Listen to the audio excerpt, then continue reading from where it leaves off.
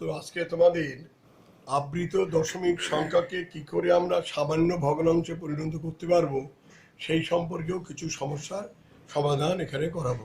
তোমরা পৃষ্ঠা নাম্বার 121 খোলো, তোমাদের বইয়ের 121 নম্বর পৃষ্ঠায় খোলো। এই ধরনের সমস্যাগুলো সেখানে দেওয়া আছে। যেমন দেখো এখানে এই 2-এর দাগে এখানে কতগুলো অঙ্ক দেওয়া আছে, সেই অঙ্কগুলোর সবই হচ্ছে এটা সব হচ্ছে সামান্য ভগ্নাংশ সংখ্যা, এই আবৃত দশমিক। এদেরকে কি করে এর থেকে আমরা জানতে পারবো কোনগুলো সসীম দশমিক আর কোনগুলো অসীম দশমিক। এখানে দেখো আমরা কতগুলো অঙ্ক তুলে নিয়েছি, যেমন 13/20, 12/15, 63/25, 60/37, 121/55, 153/63। এদের মধ্য থেকে কোনগুলো সসীম দশমিক ভগ্নাংশ সংখ্যা এবং কোনগুলো আবৃত দশমিক সংখ্যা সেগুলো আমাদের প্রকাশ করতে হবে, মনে রাখতে হবে। সেই সমস্ত সংখ্যাগুলো আছে সসীম দশমিক, যাদের হর আমাদের উৎপাদক হিসেবে 5 এবং 2 পাবো, 5 পাবো, 2 পাবো। এদেরকে বা 2-এর গুণিতক 4 পাবো, 8 পাবো, মানে 2, 4, 8, 5 এইগুলো পাবো। সেই সমস্ত ভগ্নাংশ সংখ্যা হবে সসীম দশমিক ভগ্নাংশ সংখ্যা। কিন্তু যে সমস্ত ভগ্নাংশ সংখ্যার নিচের হরের উৎপাদক থাকবে 3, 7, 11, 13 ইত্যাদি, 17 ইত্যাদি, মানে মৌলিক উৎপাদক সংখ্যা থাকবে, সেই সমস্ত ভগ্নাংশ সংখ্যাকে আমরা বলবো আবৃত দশমিক সংখ্যা হবে। আমরা একটা দেখে নিচ্ছি এখানে। প্রথমটা 13/20, তাহলে 13/20কে আমরা 13 এই হর 20কে আমরা কী করতে পারি, 5 গুণিতক 2 গুণিতক 2 করতে পারি। এখানে যেহেতু হরের 20 উৎপাদকগুলো সবই হচ্ছে 5 এবং 2, সেহেতু এই 13/20 এটা হচ্ছে একটা সসীম দশমিক সংখ্যা। এটা ভাগ না করেই আমরা বলতে পারবো। ঠিক একইভাবে 12/15, এখানে 3 দিয়ে লব এবং হরকে কাটা যাচ্ছে, তাহলে 4/5। যেহেতু হর লাস্ট শেষ অবধি হরটা 5-এ পরিণত হয়ে গেল, তাই 12/15কে আমরা এটাকে সসীম দশমিক সংখ্যা বলতে পারবো। 63/25, এই 25 হরকে আমরা 5 গুণিতক 5 করতে পারি। যেহেতু হরের মানে উৎপাদকগুলো হয়ে গেল 5, তাই একে আমরা 63/25কেও আমরা সসীম দশমিক সংখ্যা বলবো। আর 60/37, নিচে যে হর আছে 37, এটা হচ্ছে মৌলিক সংখ্যা। যেহেতু 60কে 37 ভাগ করলে এখানে ভাগফল আমরা পুরোপুরি মিলবে না এবং এটা একটা আবৃত দশমিকে পরিণত হবে। ভাগ করলে তোমরা এটা দেখতে পারবে। 121/55, নিচে এখানে 121 লব এবং 55 হর, এদের উভয় পক্ষে আমরা 11তে ভাগ করতে পারি। তাহলে 11তে ভাগ করলে কত হচ্ছে, 11/5 হয়ে গেল। নিচে যেহেতু হর 5 হলো, সেহেতু এটা 121/55, এটা একটা সসীম দশমিক সংখ্যা। 153/63, এখানে আমরা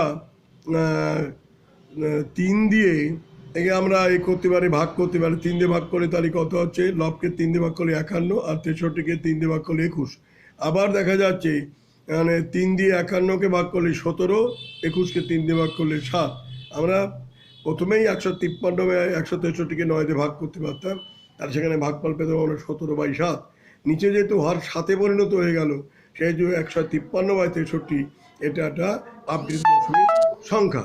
আমরা আরও কিছু সমস্যার সমাধান করতে পারি। এখানে এই যে নিচের কতগুলো আবৃত দশমিক সংখ্যা দেওয়া আছে, তার মধ্যে কোনটি শুদ্ধ আবৃত দশমিক এবং কোনটি অশুদ্ধ আবৃত দশমিক বা মিশ্র আবৃত দশমিক, সেটা আমরা লিখতে হবে। আমরা সেখানে কতগুলো সংখ্যা এখানে তুলে নিয়েছি, তোমাদের এখানে এতগুলো অঙ্ক এখানে দেওয়া আছে, তার মধ্য থেকে এখানে কতগুলো তুলে নিয়েছি। যেমন 1 দেখে 0.5-এর মাথায় আবৃত দশমিক, 4-এর মাথায় আবৃত দশমিক। এটা যেহেতু 0-এর পরপরই এটা আবৃত মানে আবৃত শুরু হয়ে গেছে, যেমন শুদ্ধ আবৃত দশমিক। এটা 0-এর পরে দশমিকের পরে 0 হয়েছে, তারপর 2-এর মাথায় আবৃত দশমিক, 4-এর মাথায় আবৃত দশমিক, এটা হচ্ছে এটা অশুদ্ধ আবৃত দশমিক। এটা 0.27, 2-এর মাথায় আবৃত দশমিক। সুতরাং 2-7 যেহেতু পরে শুরু হয়েছে, দশমিক বিন্দুর পরেই শুরু হয়নি আবৃত দশমিক, সেদিন এটা হচ্ছে অশুদ্ধ আবৃত দশমিক। 0.5-এর মাথায় আবৃত দশমিক, 3-এর মাথায় আবৃত, 1-এর মাথায় নেই, অর্থাৎ 5 থেকে 3 এই সবগুলো সংখ্যাই এখানে তো আবৃত দশমিকের মধ্যে রয়েছে। সুতরাং এটা হচ্ছে যেহেতু দশমিক বিন্দুর পরেই শুরু হয়েছে আবৃত দশমিক, সেহেতু এটাকে বলবো শুদ্ধ আবৃত দশমিক।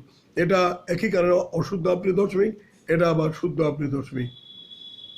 এই সমস্ত যেগুলো শুদ্ধ আবৃত দশমিক বা যেগুলো মিশ্র আবৃত দশমিক তাদেরকে কী করে সামান্য ভগ্নাংশে পরিণত করা যাবে সেটা আমরা এখন দেখি। তাহলে 0.5 মাথায় আবৃত দশমিক, 4-এর মাথায় আবৃত দশমিক, তাহলে এখানে কী হবে, আমরা এই আবৃত দশমিক উঠে গেলেই যে কটা আবৃত দশমিক করে 9 হবে, তাহলে 54 উপরে নিচে হলো কত 99।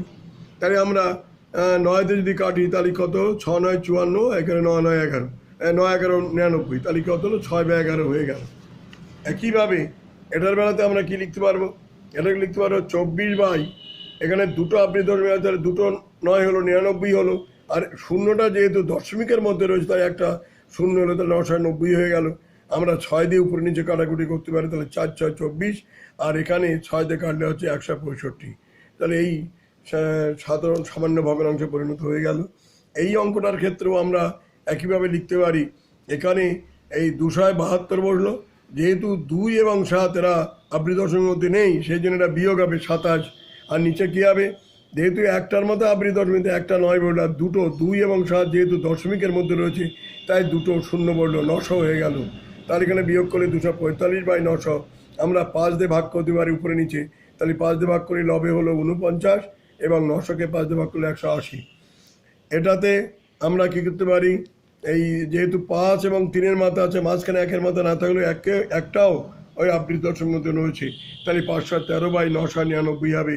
এখানে আমরা 3 দিয়ে উপরে নিচে কাটতে পারি, 3 দিয়ে কাটলে 171/333, আবার 3 দিয়ে কাটা যাচ্ছে, তাহলে 57/111 হলো। আমরা 9 দিয়ে প্রথমে ভাগ করতে পারতাম, তাহলে 0.513 আবৃত দশমিক এটা সামান্য ভগ্নাংশে পরিণত হলো 57/111। মানে আরেকটা অঙ্কে যাচ্ছি 3.4, তারপর 3 আবৃত দশমিক 2 আবৃত দশমিক, এটাকে আমরা কী হবে, এ হবে 3432 থেকে বাদ যাবে কত 3 এবং 4 34 বাদ যাবে, যেহেতু আবৃত দশমিকের মধ্যে নেই 34 বাদ গেল। নিচে কত হবে, দুটো যেহেতু আবৃত দশমিকের মধ্যে আছে তাই দুটো 9 হলো, আর 4 যেহেতু দশমিকের মধ্যে রয়েছে তাই একটা শূন্য পড়লো, তাহলে নিচে হয়ে গেল 990, আর উপরে বিয়োগ করে পেলাম 3398।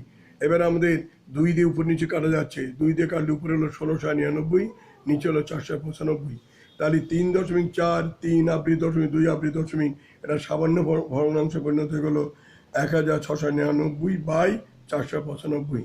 একইভাবে একটা সংখ্যা 3.205 এর আবৃত দশমিকের মধ্যে রয়েছে, তাহলে এটাকে আমরা একইভাবে 3টা যেহেতু কেবলমাত্র আবৃত দশমিক বাইরে সেহেতু 3টা বিয়োগ হলো, আর নিচে যেহেতু নিচে কী হবে 3টে 9 হবে, যেহেতু 3টের সংখ্যার মাথায় আবৃত দশমিক আছে, তার এখানে বিয়োগ করে পেলাম 3202, নিচে হলো 999। আমরা নিচের কতগুলি সংখ্যাকে এবারে ঊর্ধ্বক্রমে সাজাতে হবে। এখানে আমি 2টো অঙ্ক নিয়েছি, এখানে মোট 4টে অঙ্ক দেওয়া আছে, তার মধ্যে আমি 2টো অঙ্ক নিয়েছি, 2 দাগের অঙ্কটা নিয়েছি আর 3 দাগের অঙ্কটা নিয়েছি, এই 2টো অঙ্ক নিয়েছি, বাকি 2টো অঙ্ক একই নিয়মে তোমরা করতে পারবে। এখানে 0.6 আবৃত দশমিক 3 আবৃত দশমিক এটাকে আমরা আবৃত সামান্য ভগ্নাংশে পরিণত করে নেই, তাহলে 63/99 হবে। আমরা 9 দিয়ে কাটতে পারি, 7 9 63, 9 11 99, তাহলে 7/11 পরিণত হলো। আর নিচে 5/6 আর ওটাতে 3/4, তাহলে দেখা যাচ্ছে কত 11 6 এবং 4 এইগুলো হচ্ছে হর হয়ে গেল। এই হরগুলোকে যদি আমরা লসগু করি তাহলে পেলাম 132, তাহলে 132-এ পরিণত করতে 7 গুণিতক 12/12 করবো, তার নিচে 11 আর 12 গুণ করলে 132, আর 7 12 84 হয়ে গেল। 5/6 আছে, একেও যদি 132 করে নিয়ে হরযুক্ত করতে যাই তাহলে কী হবে, এই 2 আর 11 22 দিয়ে গুণ করতে উপরে নিচে, 22 উপরে নিচে গুণ করলে এখানে পেলাম 110/132। এখানে 3/4 নিচে 132 হরযুক্ত করার জন্য 33 উপর নিচে গুণ করা হলো, তাহলে উপরে হলো 99/132। তাহলে এই মানে সমান হরযুক্ত করায় ভগ্নাংশগুলো যে রূপে এলো তার থেকে আমরা দেখতে পাচ্ছি 84/132 সবচেয়ে ছোট, তার চেয়ে বড় আছে 99/132, তার চেয়ে বড় 110/132। তাহলে এর থেকে আমরা মানের ঊর্ধ্বক্রমে ফিরে যেতে পারি। তাহলে সবচেয়ে ছোট হলো 84/132, মানে কোথাতে হচ্ছে 0.63 আবৃত দশমিক, তার চেয়ে বড় হলো 3/4, তার চেয়ে বড় হলো 5/6। আমরা আর 3 নম্বরে যাচ্ছি, আর যে 0.53 আবৃত দশমিক এটা আবৃত দশমিকটা আমরা সামান্য ভগ্নাংশে নিয়ে যাই, তাহলে 53 - 5 হবে, নিচে হবে 90, তাহলে বিয়োগ করলে 48/90, আমরা 6 দিয়ে কাটতে পারি, 8/15 হলো। আর এখানে আছে 2/5 আর 16/75। তাহলে আমরা হর কী পেলাম? 15, 5 এবং 75। এদের লসও করে হলাম 75। তাহলে সবারই যদি 75 হরযুক্ত করতে হয়, তাহলে 8/15 উপরে নিচে 5 দিয়ে গুণ করলে হবে 40/75। এখানে 2/5 আছে, হর যদি 75 যুক্ত করতে হয় তাহলে উপরে নিচে 15 দিয়ে গুণ করবো, ফলে পাবো 30/75। আর এখানে 16/75 আছেই। তাহলে আমরা যে এই 75 হরযুক্ত করা হয়, ভগ্নাংশগুলো কী আকারে এলো? 40/75, 30/75, 16/75। মানের ঊর্ধ্বক্রমে যেতে গেলে তাহলে সবচেয়ে ছোট আছে কত? 30/75। তারপর এই 16/75, তার চেয়ে বড় হচ্ছে 30/75, তারপর চেয়ে বড় হচ্ছে 40/75।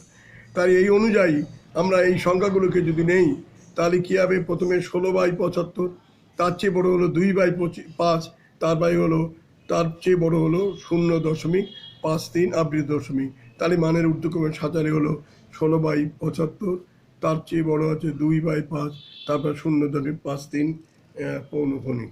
এই পর্যন্ত তোমাদের রইল। এর পরের দিন পরের যে অংশ আছে সে অংশগুলো তোমাদের করিয়ে দেবো।